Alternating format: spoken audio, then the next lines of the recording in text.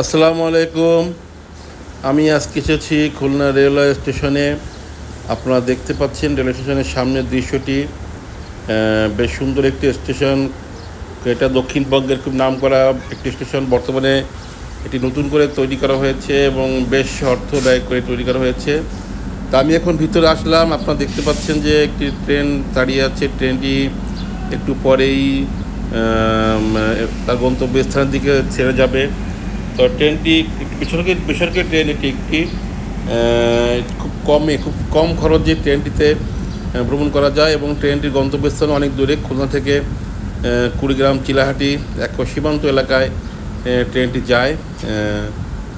খুব কম খুব কম সংখ্যক বগি নিয়ে ট্রেনটি প্রত্যেক দিন খুলনা স্টেশন থেকে সকাল 10:30 এখান থেকে ছেড়ে যায় এবং চিলাহাটিতে প্রায় মাঝরাতে যে পৌঁছায়। তা আপনারা দেখতে পাচ্ছেন পাশাপাশি একটি বগি যাচ্ছে, যে বগিটি ট্রেনটিকে একটু আগেই এই স্টেশনে নিয়ে এসেছে বাইরে থেকে। তো বগিটি আবার চলে যাচ্ছে। তো আজকে এ পর্যন্ত, কি পরে আবার দেখা হবে। আসসালামু আলাইকুম।